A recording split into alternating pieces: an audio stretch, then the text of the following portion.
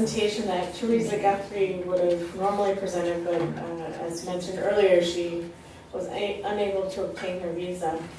So we've been talking a lot about the costing aspect of the EPIC work, and this is really addressing the work that we did on financial flows and also kind of looking at the expenditure side of things. And just for those of you that might be new to this area, costs were economic costs, right? And the expenditures are what is actually spent, kind of on a financial level. Let's go to the next. And I want to say thank you to all of the country teams who collected all the data and also were engaged in the earlier part of the EPIC-1 studies. So next slide is for me. Just seeing if you're awake. Not Siri. Yeah. Now. Okay. There we go. Oh, we have animation. So I'm going to stand over. So I think it's fair to say that for immunization, there's been gaps in our knowledge on expenditures or resource tracking. HIV space has done a lot more work in this area. And then although countries do report immunization expenditures, most notably through the Joint Reporting Form, there's a WHO database on this, there are lots of issues of reliability and accuracy with those estimates, and I see some heads nodding. We often have public financial management systems that don't code things down to immunization spending specifically, so our country teams had some challenges and needed to make lots of assumptions about how to disentangle the funding flows. We didn't really track the spending down to a service provider level in all cases. In some countries we were able to do that better than in others, but we relied on the sources of funding to report on activities and level of expenditure. And because we had the detailed costing study, we were also able to leverage some of that information, some of the assumptions made for the costing work as a complement to the financial mapping. And I should point out that the results of this analysis actually have been published in Health Affairs, and you can gain access to that paper through the immunizationcosting.org website. It's available through that.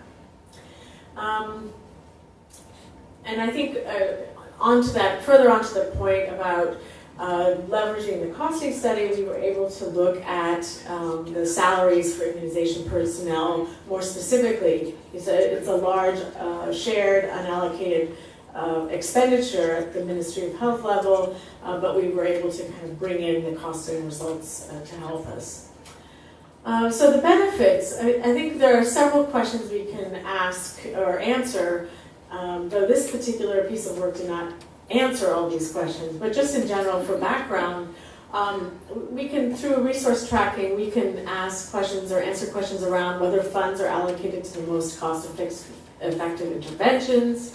Are people who need the interventions receiving those resources the most? Is sufficient funding reaching frontline providers? There are lots of studies out there that show that less than 5% of funding that's intended to get down to the service provider level actually reach the service provider level. Are total allocations really covering the resource need?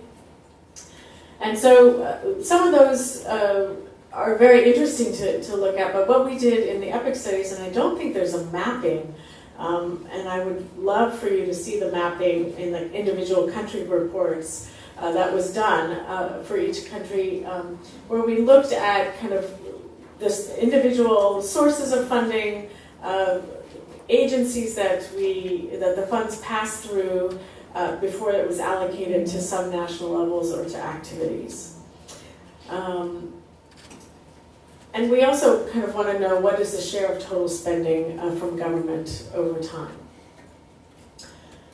So again, conducted in the 6 countries, we needed to ensure consistency of the analysis across countries. So we had a common approach that really emphasized the economic costing aspect, but another dimension of this common approach was to come up with a classification scheme for recording the expenditures. And George and Teresa and I and others, Werner, spent a lot of time trying to reconcile this analysis and come up with a scheme. So we used the system of health accounts coding, the SHA, but we modified it. It was more detailed and more disaggregated so that we could actually match the line items in our costing matrix against the expenditures. And I think I made that point.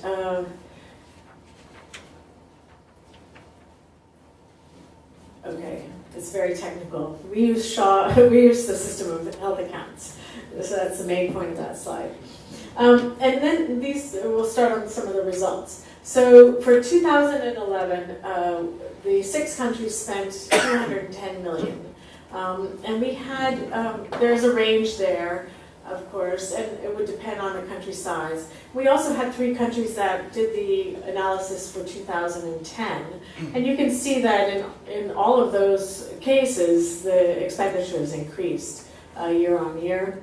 And then the per child dose administered, the cost per child ranged from about $3 to $13 in terms of the funding available. And I think the big message that came out of this work was that on average, countries' government, domestic resources are accounting for about 50% or more of expenditures. And there is a variation there. So you'll see that for Benin, it's 27%. For Moldova, it's 95%. And some of that does include social insurance. But I think for us that work in this field, we've been hearing, for some time that governments really aren't mobilizing enough of their resources for immunization, whereas in fact, I think this piece of work is suggesting that governments are allocating more and more funding. At the service provider level, I think Teresa wanted to kind of express some caution around this because we did have to make some assumptions. But you'll see from this that actually the different sources, a Central Ministry of Health would be a financing agent, central medical stores was important in some countries, health insurance, as I mentioned, from Moldova, and then we had kind of bilateral agencies and other that factored in as sources. One of the slides that isn't in this presentation is really around kind of where do those funds flow to, and I would like to emphasize that we found on average 75% of funds went to primary health care providers. And so another big message that came out of this piece of work was that the funding isn't kind of staying stuck at the national or provincial level, but actually getting down to the immunization service provider. And no surprises here, but labor did account for kind of the largest share of expenditures or funds flowing, though there is quite a range here. Vaccines and then other. I think the other category in Benin had a lot to do with management expenditure. So implications for affordability and sustainability.